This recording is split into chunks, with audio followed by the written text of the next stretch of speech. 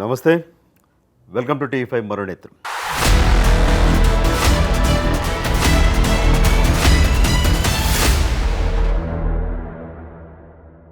TV5 మరో నేత్రం ప్రేక్షకులందరికీ కూడా సంక్రాంతి శుభాకాంక్షలు. విషయానికి వచ్చేస్తే ప్రభాస్ పైన పగబట్టారా? ప్రభాస్ రాజాసాబ్ సినిమా పైన కుట్ర ఏమైనా జరిగిందా? ఆంధ్రప్రదేశ్లో ప్రభాస్ రాజాసాబ్ సినిమాకి, మనశంకర వరప్రసాద్ సినిమాకి ఎలాంటి అడ్డంకులు లేవు. రెండు సినిమాలకు కూడా 2 రోజుల ముందుగానే ప్రీమియర్ షోలకి అనుమతి ఇచ్చారు, టికెట్ల రేట్లు పెంచుకోవడానికి కూడా అనుమతి ఇచ్చారు. బట్ తెలంగాణలో మాత్రం రాజాసాబ్ సినిమాకి ఒక విధంగా, మనశంకర వరప్రసాద్ సినిమాకి మరొక విధంగా ప్రీమియర్లు, టికెట్ల రేట్ల పెంపు ఈ అంశాలు జరిగాయి. నిర్మాతల మధ్య ఆధిపత్య పోరా, తెలంగాణ ప్రభుత్వంలో సమన్వయం కొరవడే ఇలాంటి పరిస్థితి తలెత్తిందా? ఒక్కసారి విశ్లేషించుకునే ముందు నేను సినిమా ప్రీమియర్ రోజున ఆల్రెడీ చెప్పాను, హైదరాబాద్లో బెమల్ 70mm థియేటర్కి వెళ్ళడం జరిగింది. అక్కడ ప్రభాస్ అభిమానులు కూడా భారీ ఎత్తున వచ్చేసారు. సో మీడియా షో అసలు పడుతుందా లేదా అని నేను వెనక్కి తిరిగి వచ్చేసాను. చాలా లేటుగా షో వేయడం జరిగింది. అసలు తెలంగాణలో ప్రీమియర్స్ పడకపోవడానికి కారణాలు ఏమిటి అనేది ఒక వీడియో చేశాను. అలాగే సినిమా రిలీజ్ తర్వాత డైరెక్టర్ మారుతి ప్రెస్ మీట్ పెట్టి బ్లాక్ బస్టర్ సినిమా హిట్ అయింది, మేము నిద్రపోయే టైంలో మీడియా వాళ్ళకి షో వేయడం జరిగింది. సో ఆ నిద్రమతులో వాళ్ళు షో చూశారు. మేము ఏదైతే మైండ్ గేమ్ చూపించామో సినిమాలో ఈ మీడియా వాళ్ళకి అర్థం కాలేదు అన్నట్లుగా ఆయన మాట్లాడారు. నేను దానిపైన కూడా వీడియో చేశాను. సినిమా గురించి మాత్రం నేను పెద్దగా మాట్లాడలేదు, ఎందుకంటే నేను చూడలేదు కాబట్టి.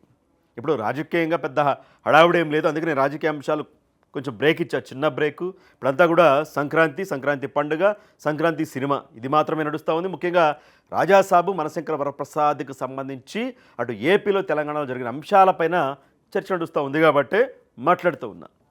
సో ఆ 2 అంశాలపైన మాట్లాడా. బట్ నేను తాజాగా సినిమా చూడడం జరిగింది, ఫ్యామిలీతో వెళ్ళాను. మారుతి గారు చెప్పినట్లు నేనేమి తెల్లవారుజామున నిద్రపోయే టైంలో ఏం వెళ్ళలేదు, అర్ధరాత్రి కూడా ఏం వెళ్ళలేదు.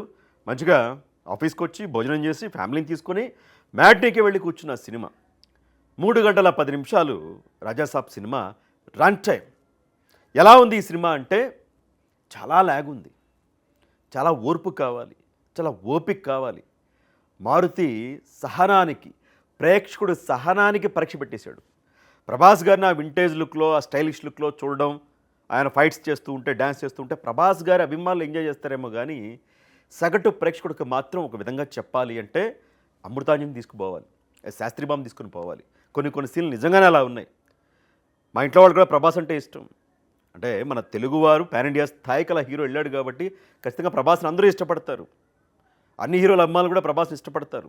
ఇదేమి నేను ప్రభాస్ గారిని తక్కువ చేయాలనే ఉద్దేశంతోనో, మారుతిని తక్కువ చేయాలనే ఉద్దేశంతో నేను మాట్లాడలేదు. ఎందుకంటే ఏ నిర్మాత అయినా 400 కోట్లు ఎందుకు పెడతారు చెప్పండి? ఒక భారీ హిట్ కొట్టాలనే పెడతాడు నిర్మాత. ఒక డైరెక్టర్, అది కూడా మారుతి లాంటి డైరెక్టర్ మరంత కష్టపడి సినిమా తీశాడు. హిట్ కావాలని తీసాడు కదా సినిమా, కావాలని కెరీర్ని ఎవరు పణంగా పెట్టుకోరు కదా. ఫ్లాప్ తీయాలి, ఫ్లాప్ అవ్వాలని ఎవ్వరూ అనుకోరు. మారుతి కూడా చాలా ఇష్టం. ఒక ప్రేమ కథా చిత్రం కానీ, ప్రతిరోజు పండగే కానీ, మహానుభావుడు, భలే భలే మగాడిపై ఇప్పటికీ బోర్ కొట్టా సరే యూట్యూబ్లో ఆ కామెడీ సీన్స్ పెట్టుకొని చూస్తే చాలా రిలీఫ్గా ఉంటుంది. సో మారుతికున్న బిగ్గెస్ట్ ప్లస్ పాయింట్ కామెడీ. ఆ కామెడీ కొంత హారర్ని జత చేయడం, అలాగే ఆ కామెడీకి ఫ్యామిలీ ఎమోషన్స్ని, సెంటిమెంట్ కూడా జత చేయడంలో దిట్ట మారుతి. సో అందుకని చాలా అంచనాలు ఉన్నాయి రాజాసాబ్. అటు ఫ్యామిలీ, ప్రభాస్ గారి ఇమేజ్, పాన్ ఇండియా స్థాయి ఇమేజ్, హర్రర్ కామెడీ. ఇప్పుడు హిందీలో స్త్రీ 2 వచ్చినాయి కదా, దాంట్లో పెద్ద విఎఫ్ఎక్స్ ఏం అద్భుతంగా ఉండవు ఆ సినిమాల్లో. రాజాసాబ్తో పోలిస్తే విఎఫ్ఎక్స్ వాటిలో ఏం అద్భుతంగా ఉండవు, బట్ భారీ హిట్లు అయినాయి అవి. విఎఫ్ఎక్స్ చాలా వరకు కూడా బాగున్నాయి రాజాసాబ్లో, అక్కడక్కడ తప్పించి చాలా వరకు బాగున్నాయి. మంచి స్టాండర్డ్స్తో తీశారు విఎఫ్ఎక్స్ రాజాసాబ్లో. బట్ ఆ సినిమాలు ఎందుకంత హిట్ అయినాయి? స్త్రీ 2 ఇదే హర్రర్ కామెడీ కదా, విఎఫ్ఎక్స్ కూడా పెద్ద బాగవు కదా. కథ చెప్పిన విధానం ఇంట్రెస్టింగ్గా సీట్లో ప్రేక్షకుడు కూర్చోబెట్టి నవ్విస్తూ, భయపెట్టిస్తూ, ఎమోషన్స్ వైపు తీసుకెళ్లారు చూసారా, అందుకే ఆ సినిమాలు హిట్ అయినాయి. అది రాజాసాబ్లో కొరవడింది. ప్రభాస్ గారి ఇమేజ్ ఒకప్పుడు వేరు, బాహుబలికి ముందు వేరు, ఇప్పుడు వేరు. బాహుబలికి ముందు ఇమేజ్ పెట్టుకుని సినిమాలు, కథలు తీయాలంటే కుదరదని పని. ఇప్పుడు సలార్లో ఎలా ఉంటుంది ఎంట్రీ? అద్భుతంగా ఉంటుంది. బాహుబలి 1, బాహుబలి 2 ఎలా ఉంటుంది ఎంట్రీ? చాలా బాగుంటుంది. కల్కిలో కూడా ఎలా ఉంటుంది? బాగుంటుంది. కానీ ఇక్కడ అలా లేదు, చాలా రొటీన్ అనమాట. ఒక అమ్మాయిని ఒకటి ఏడిపిస్తాడు, ప్రభాస్ కలగ చేసుకుంటాడు, ఫైట్ చేస్తాడు, వెంటనే పాట. ఎన్ని సినిమాలో చూసుంటాం, చిన్నప్పటి నుంచి చూస్తూనే ఉన్నాం.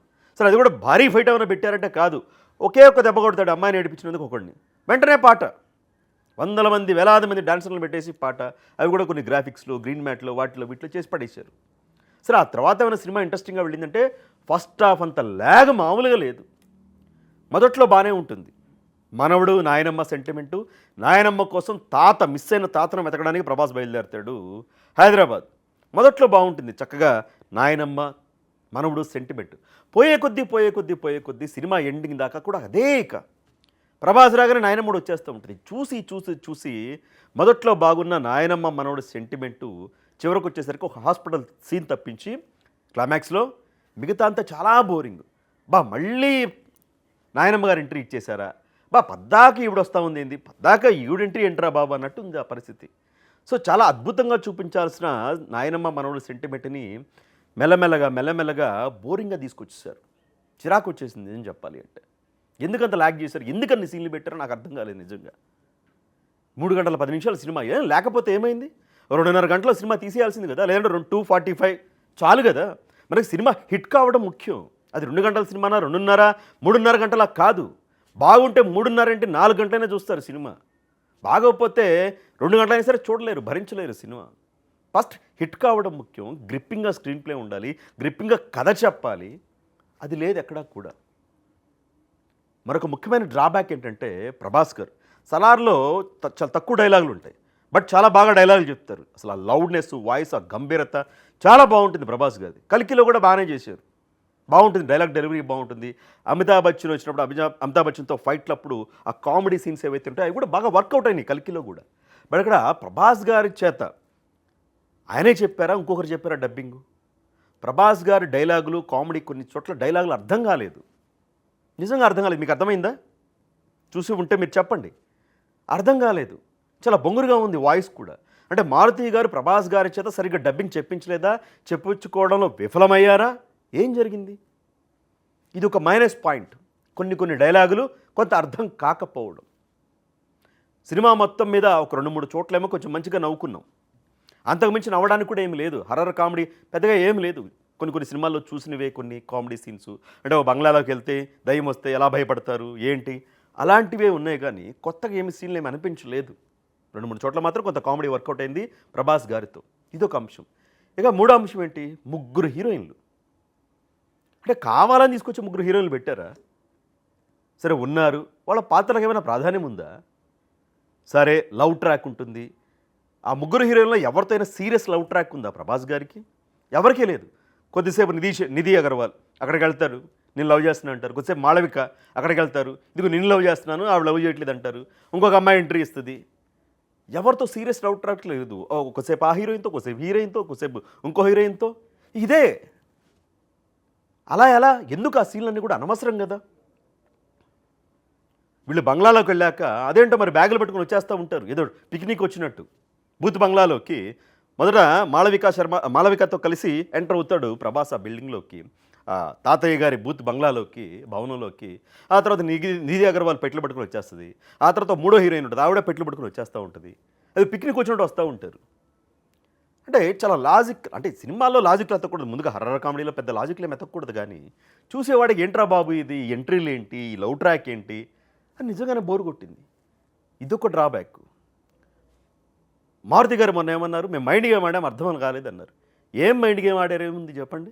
ఇప్పుడు ప్రభాస్ గారి తాతయ్య సైకియాట్రిస్టు, హిప్నాటిస్టు, అలాగే క్షుద్ర విధులు ఇవన్నీ తెలిసిన కూడా వ్యక్తి, అంతే కదా. అతను మైండ్లో దూరి గేమ్ ఆడుతూ ఉంటాడు. ప్రభాసు లేదంటే ఆ హీరోయిన్ అక్కడే ఉంటారు, బట్ ఎక్కడో ఉన్నట్లుగా భ్రమింపజేస్తాడు, వాళ్ళ మెదడులోకి దూరి గేమ్ ఆడతారు. ఇది అర్థమైంది. అర్థం కాకుండా ఉండడానికి ఇంకేమైనా తీసాం మనం. కొన్ని చోట్ల ఇన్సెప్షన్ సినిమా ఉంది, మీకు ఐడియా ఉండే ఉంటుంది. ఇన్సెప్షన్ అనే సినిమా టైటానిక్ హీరోది. వాళ్ళ కల్లోకి వెళ్ళి కొన్ని మార్చేస్తారు. అలాంటి కొంత ఇన్స్పిరేషన్ తీసుకున్నట్టుంది కానీ బట్ ఆ స్థాయిలో వర్కౌట్ కాలేదు, ఖచ్చితంగా వర్కౌట్ కాలేదు. మైండ్ గేమ్ ఆడదాం అనుకుని ఎటుటో పోయారు. ఆ 16 నిమిషాలు ఫైట్ సీన్ ఏదో యాడ్ చేశారన్నారు, అది బాగుంది, ప్రభాస్ అభిమానులకు అలరిస్తుంది. అది ఒక ఓల్డ్ గెటప్లో. బట్ అక్కడ కూడా కొన్ని చోట్ల ఆ ఫైట్లో ఒక 100 మంది ఫైటర్స్ని పెట్టేశారు. విఎఫ్ఎక్స్ కొన్ని చోట్ల అక్కడ బాగాలేదు ఆ ఫైట్లో కూడా.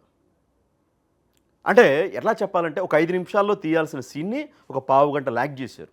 ఒక 5 నిమిషాల్లో మంచి ఫైట్ పెట్టాల్సిందని ఒక పావుగంట సాగదీశారు. అలా సాగదీస్తూ సాగదీస్తూ ప్రేక్షకుడు సహనానికి పరీక్ష పెట్టారు. చివరకు వచ్చేసరికి ఆల్రెడీ నీరసమైపోయి ఆ వచ్చే సీన్లు కూడా కొంచెం ఎంజాయ్ చేయలేని పరిస్థితికి వచ్చేసారు. ఒక భారీ కాయుడైపోతాడు చివర్లో సంజయ్ దత్, అంటే తాత పాత్ర. అది గ్రాఫిక్స్ బాగున్నప్పటికీ కూడా అక్కడ మరలా ఏదో ప్రభాస్కి శక్తులు రావటం, అదంతా కొంత గందరగోళంగా కన్ఫ్యూజన్గా ఉంది. అసలు సంజయ్ దత్ అంటే తాత పాత్ర డబ్బు మీద బంగారం మీద అంత వ్యామోహం పెంచుకోవడానికి కారణం ఏంటి? ఆ సంస్థానంలో బంగారం అంతా తీసుకెళ్ళి ఒక చోట కోట కట్టుకొని తనకు తగినట్టుగా దాంట్లో దాన్ని దాచుకోవడం ఏంటి? దానికి బలమైన కారణం చూపించలేదు. సంజయ్ దత్ పేదవాడు కాబట్టి అవమానిస్తారు, అందుకని కక్ష పెంచుకుంటాడు ఆ సంస్థానంలోని రాణిగారి మీద, యువరాణి గారి మీద. నేను మొత్తం స్టోరీ అంతా చెప్పట్లేదు, అవుట్లైన్స్ చెప్తా ఉన్నా. అది మాత్రమే చూపించారు. సో బలమైన కారణం చూపించాల్సింది ఇంకా కూడా. అంత డబ్బు బంగారం మీద ఆ వ్యక్తికి వ్యామోహం రావడానికి, చనిపోయినా కూడా ఇంకో జన్మెత్తి ఆ సంపద నేను అనుభవించాలనుకోవడానికి ఒక బలమైన స్ట్రాంగ్ కాన్ఫ్లిక్ట్ అనేది లేదు. అందుకనే ప్రేక్షకుడు ఆ కథతో కనెక్ట్ కాలేకపోయాడు. కొద్దిసేపు లవ్ ట్రాక్ అని, కొద్దిసేపు తాతని, కొద్దిసేపు నాయనమ్మని, కొద్దిసేపు బంగ్లా అని, కొద్దిసేపు హారర్ అని, కొద్దిసేపు ఫైట్లని, ఇలా గందరగోళంగా ఉంది ఈ సినిమా. ఒకవేళ 3 గంటల 10 నిమిషాలు కాకుండా ఒక 2 గంటల 40 నిమిషాలకి ఏమన్నా సినిమాని కుదించి ఉంటే ఇంకా బాగుండేదేమో, కొంతలో కొంత గ్రిప్పింగ్గా ఉండేదేమో అనిపించింది. సో ప్రభాస్ని వినియోగించుకోవడంలో మారుతి తడబడ్డాడు, ఖచ్చితంగా తడబడ్డాడు. ఇది ఈ సినిమాకి సంబంధించి నేను చెప్పదలుచుకుంది. ఇంకా మరొక అంశం ఏంటి, ప్రభాస్ గారి సినిమాకి ప్రీమియర్లు తెలంగాణలో పడలేదు, ఏపీలో పడిపోయినాయి. ఎప్పుడో అర్ధరాత్రి 1:30 తర్వాత రిలీజ్ రోజున ఆ సినిమా టికెట్ల రేటు పెంచుకోవడానికి, అది కూడా చాలా తక్కువ, ఏపీతో పోలిస్తే చాలా తక్కువ మాత్రమే అనుమతి ఇచ్చారు. అంటే ప్రేక్షకుడు జేబుకు చిల్లు పడకుండా తక్కువకే ఇచ్చారు. దీనికి తెలంగాణ ప్రభుత్వాన్ని ఖచ్చితంగా అభినందించి తీరాలి. బట్ ఒక్కొక్క సినిమాకు ఒక్కొక్క రేటు ఎలాగా? అంటే నిర్మాతలు ఎవరైతే ఉన్నారో రాజాసాబ్కి సంబంధించి మైత్రి వాళ్ళు రిలీజ్ చేశారు. మనశంకర వరప్రసాద్ ఏమో దిల్ రాజు గారు డిస్ట్రిబ్యూట్ చేసినట్టు తెలుస్తూ ఉంది.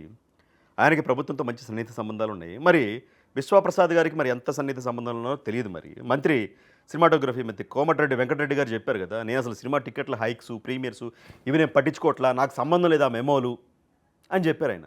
అంటే ఆ మంత్రి గారికి సంబంధం లేకుండా మరి ఎవరు రిలీజ్ చేశారు? ఆ రాజాసాబ్కి సంబంధించి ఏదో ముందుగానే రిలీజ్ చేసి ఉండొచ్చు కదా. అంటే నిర్మాతలు సీరియస్గా తీసుకోలేదా? రాజాసాబ్ నిర్మాతలు ప్రభుత్వంతో సమన్వయ లోపం ఏమైనా ఉందా? సినిమా ఇండస్ట్రీలో హీరోల మధ్య ఏమి ఉండదు, అట్లా ఏముండదు. ఆ నిర్మాతలు ప్రభుత్వంతో ఉన్న రిలేషన్ కావచ్చు, వాళ్ళు చేస్తున్న లాబింగ్ కావచ్చు, ప్రభుత్వంతో సమన్వయం కావచ్చు, ఇవన్నీ కూడా వర్కౌట్ అవుతాయి. సో రాజాసాబ్కి ఆ విధంగా దెబ్బపడిపోయింది, అక్కడ నష్టం. ఆ విధంగా సినిమా కూడా మిశ్రమ స్పందన. కొంతమంది బాగుందన్నారు, కొంతమందికి అయితే నిజంగా ల్యాగ్. నేను చెప్పా కదా, ఖచ్చితంగా ల్యాగ్ ఉంది. ఒక బ్లాక్ బస్టర్ బొమ్మకు ఉండాల్సిన లక్షణాలు చాలా తక్కువ ఉన్నాయి రాజాసాబ్కి, అది కూడా గమనించాలి. మనశంకర వరప్రసాద్ ఏంటి, ఓ ఫ్యామిలీ కామెడీ. అంటే సంక్రాంతికి ఏ సినిమా కావాలో ఓ అద్భుతమైన కథ నేను చెప్పట్లా, సంక్రాంతికి ఏం కావాలో అవన్నీ ఉన్నాయి, కొద్దిసేపు కూర్చొని నవ్వుకొని రావాలి, అది మాత్రం ఉంది మనశంకర వరప్రసాద్కి. అది ప్లస్ అయింది ఆ సినిమాకి. సో రాజాసాబ్కి ఏదైతే జరిగిందో ప్రీమియర్లో ఆలస్యం, ఇదంతా కూడా వీళ్ళకి టైం ఉంది కాబట్టి మనశంకర వరప్రసాద్ టీంకి వీళ్ళు రియలైజ్ అయ్యి మనకు కూడా ఎలాంటి దెబ్బ పడుతుందేమో అని ప్రభుత్వంతో సమన్వయం చేసుకున్నారు, వాళ్ళకి కావాల్సిన వాళ్ళు తెచ్చుకున్నారు, ఇదంతా జరిగిపోయింది. అసలు ఇదంతా ఎందుకు? ప్రతి పెద్ద సినిమాకి ప్రభుత్వాల దగ్గరికి వెళ్ళడం, వాళ్ళు మెమోలు ఇవ్వటం, ఒక్కొక్క సినిమాకి ఒక్కొక్క రేట్ ఇవ్వడం. ఒకసారి 1800 అంటారు ప్రీమియర్ షో, ఒకసారి ఏమైనా 1500 అంటారు, ఒకసారి 1200 అంటారు. అసలు ఇదంతా వద్దు కదా, ఇదంతా వద్దు. 50 కోట్ల సినిమానా, ఇదిగో ఈ రేటు ప్రీమియర్కి, ఆ తర్వాత షోలకి. 100 కోట్ల సినిమానా, ఇది మాకు లెక్కలు చూపించండి, ఇదిగో ఇది. 200 కోట్ల సినిమానా, ఈ రేట్లు. 300 కోట్ల సినిమానా, ఈ రేటు. 400 కోట్ల బడ్జెట్ అయిందా, ఈ రేటు. ఒకసారి ఫిక్స్ చేస్తే అది అయిపోతుంది కదా. చిన్న సినిమానా అంటే 5 కోట్లు 10 కోట్లు 20 కోట్లు పెట్టి తీసిన సినిమానా, ఇదిగో ఈ రేట్లు, అయిపోయింది. ప్రతిసారి మాకు ఇంత ఖర్చు అయింది, మాకు ఇంత ఇవ్వండి. ఒక్కొక్కరికి ఒక్కోలాగా, ఒక్కొక్కరికి 1000 1800 ఇష్టం వచ్చినట్లు. మా హీరోకి అంత ఇచ్చారు, ఈ హీరోకి ఇవ్వలేదు, ఏదో జరుగుతుందని ఫ్యాన్స్ గొడవ. ఇండస్ట్రీలో ఒక అనారోగ్యకరమైన వాతావరణం, నిర్మాతల మధ్య, నిర్మాణ సంస్థల మధ్య ఆధిపత్య పోరు. అవసరం అవన్నీ. ప్రభుత్వంతో రిలేషన్ ఉంటేనేమన్నా ఒకలాగా, రిలేషన్ లేకపోతే ఒకలాగా. ఇదంతా అవసరం లేదు కదా. ప్రభుత్వానికి అందరూ సమానమే, చిన్న హీరో అయినా సరే, పెద్ద హీరో అయినా సరే. సో ఒక రేట్ ఫిక్స్ చేస్తే బాగుంటుందేమో. అటు 2 రాష్ట్రాలు కూడా చెప్పా కదా, ఈ బడ్జెట్ అయితే ఇది, ఈ బడ్జెట్ అయితే ఇది, అంతే అయిపోయింది. ఇక ఎవరు ఏం చేయడానికి అవసరం లేదు. ఏపీలో వెళ్ళలేదు కానీ ఇక్కడ తెలంగాణలో మాత్రం ఏ సినిమా వచ్చినా సరే కోర్టులో పిటిషన్లు పడుతున్నాయి, కొన్ని సినిమాలకు ఇబ్బంది తగులుతూ ఉంది. సో వీటన్నిటిని మొత్తానికి సమన్వయం చేసుకుని ఒక కమిటీ వేసుకుని ఒక నిర్ణయం తీసుకుంటే బాగుంటుంది. భవిష్యత్తులో వచ్చే సినిమాలకి ఇది రాకుండా, నేను మళ్ళీ మళ్ళీ చెప్తా ఉన్నాను, మనకి ప్రధాన వినోదం అంటే సినిమానే ఖచ్చితంగా. అలా అని జేబులకు చిల్లులు పడేలాగా ఫ్యామిలీలో ఒక 25,000 20,000 ఆదాయం వస్తే ఒక 3-4 వేలు సినిమాకి తగలేసేలాగా ఉండకుండా అందరికీ వినోదం అయితే అందుబాటులో ఉండేలాగా ప్రభుత్వాలు చర్యలు తీసుకుంటే బాగుంటుందేమో. చూద్దాం మరి ఏం జరుగుతున్నది. విడపైన రాజాసాబ్, మనశంకర్ వరప్రసాద్ ఈ సినిమాలకు సంబంధించి జరుగుతున్న ఈ వివాదాలపైన కూడా మీరేమనుకుంటున్నారు, మీ అభిప్రాయాన్ని కమెంట్ రూపంలో ఇచ్చేయండి. వీడియో నచ్చితే లైక్ చేయండి. మరొకసారి టీవీ5 మరో నేత్రం ప్రేక్షకులందరికీ కూడా సంక్రాంతి శుభాకాంక్షలు.